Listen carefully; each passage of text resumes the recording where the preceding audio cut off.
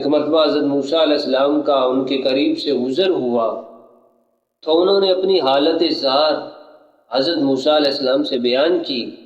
سیدنا حضرت موسیٰ علیہ السلام سے انہوں نے یہ درخواست کی کہ آپ اللہ تعالیٰ کے نبی ہیں، اللہ کے پیارے ہیں، آپ اللہ رب العزت کی بارگاہ میں ہماری یہ درخواست پیش کریں،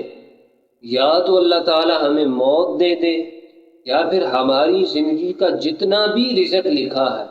وہ اللہ تعالیٰ ہمیں ایک ہی دن میں عطا کر دے، تاکہ ہم چند دن تو زندگی کے جو ایام ہیں وہ آسانی سے گزار سکیں۔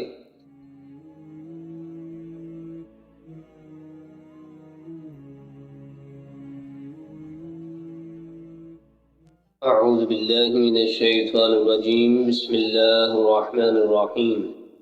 لئن شکرتم لعزیدنکم وَلَئِن كَفَرْتُمْ إِنَّ عَذَابِي لَشَدِيدٌ۔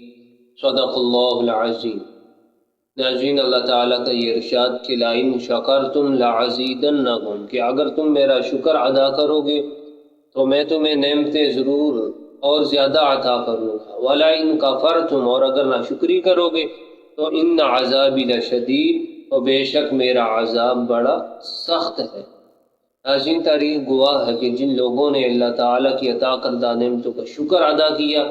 تو اللہ تعالیٰ نے انہیں بڑا ہی نوازا، اور جنہوں نے ناشکری کی وہ اللہ تعالیٰ کے عذاب میں گرفتار ہوئے۔ تو شکر ادا کرنے سے اللہ تعالیٰ نعمتوں کو بڑھا دیتا ہے۔ اس آیت کریمہ کے ضمن میں تفسیر نعیمی کے اندر ایک واقعہ مذکور ہے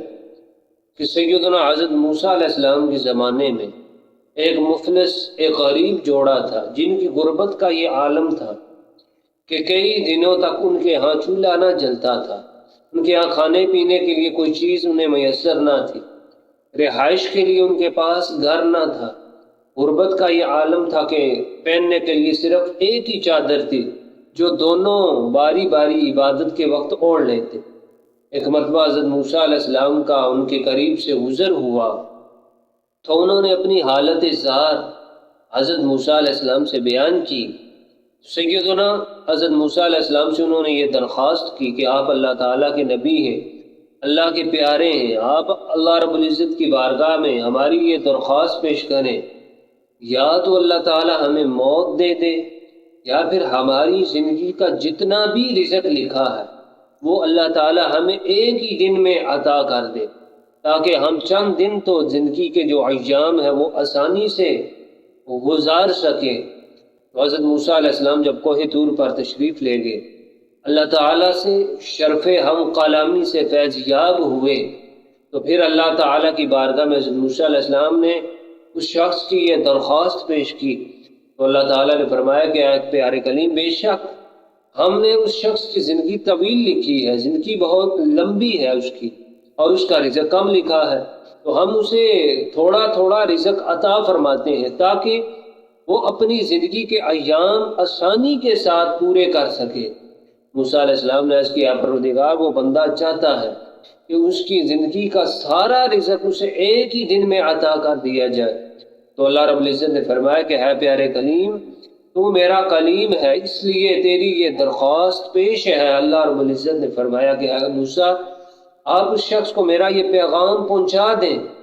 کہ کل ہی اسے اس کی ساری زندگی کا سارا رزق ایک ہی دن میں مل جائے گا۔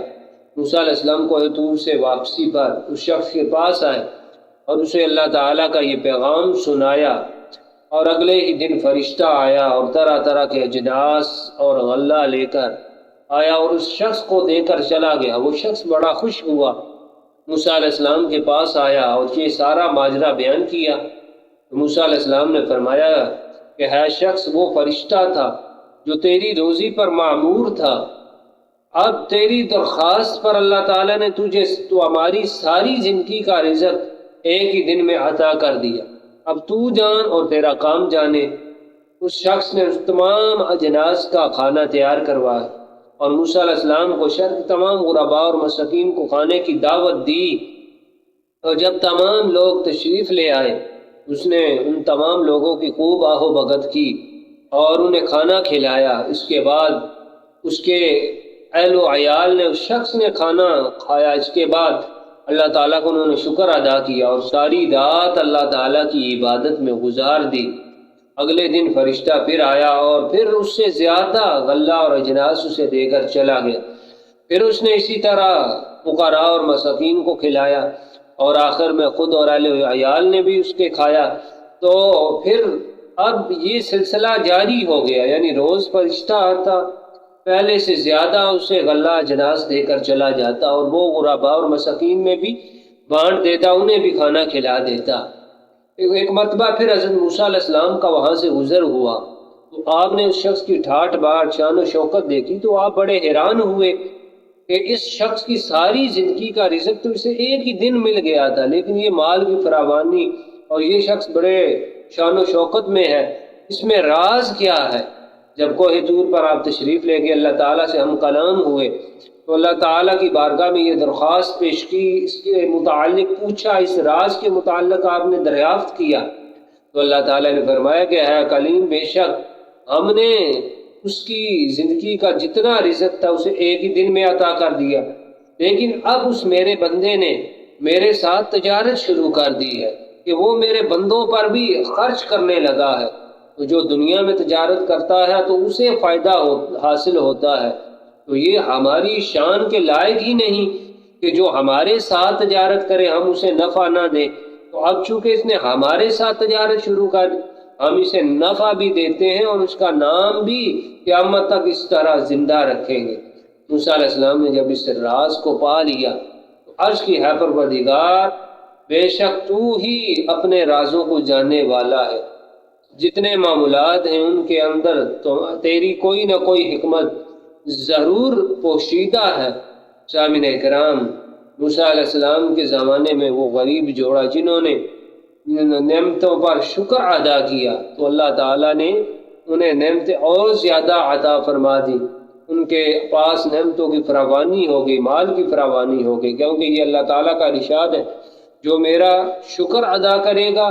تو میں اسے نعمتیں اور زیادہ عطا کروں گا، لَئِن شَكَرْتُمْ لَأَزِيدَنَّكُمْ۔ تو اللہ تعالیٰ ہمیں اس کی عطا کردہ نعمتوں پر بھرپور شکر ادا کرنے کی توفیق عطا فرمائے۔